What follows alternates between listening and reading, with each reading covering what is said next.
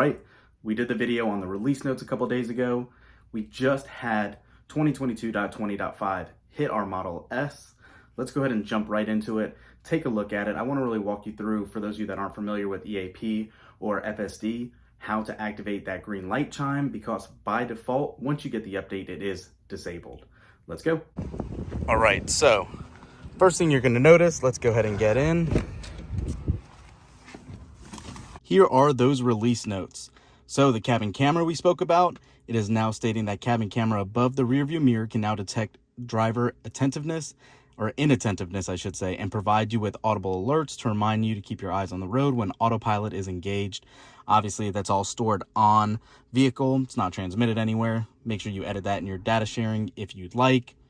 Those seatbelt improvements that we spoke of, the adaptive suspension, since this is a Model S, it has that air suspension. It will now auto adjust with that adaptive suspension, and that green light chime we were just talking about.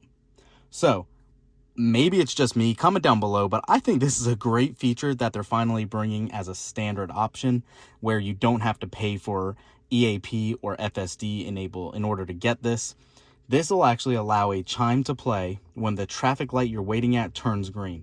So if you happen to be looking down at your phone, talking to your passenger, talking to somebody in the back seat or something, and you miss the light turning, after about a second or so, it will ding at you and let you know you're good to go. Same goes if you're not the first of the line, you're behind another vehicle. Once that vehicle goes, it will actually play once they start advancing.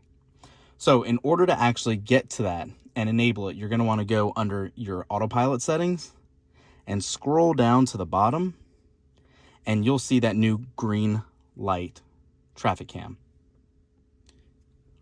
Green traffic light chime. And this is just reminding you what it was in the release notes. And we obviously did enable that.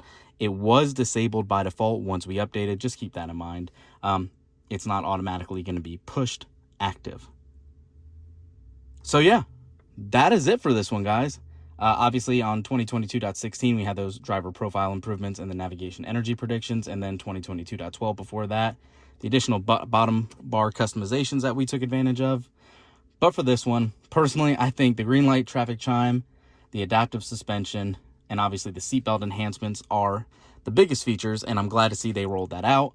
The cabin camera, I mean, safety purposes, it's great, but I gotta say I'm guilty sometimes looking at my phone while I'm on autopilot. We all fall into that basket sometimes, but keep in mind that's active now. Drive safely, stay safe out there, and thanks for watching. We'll catch you in the next one.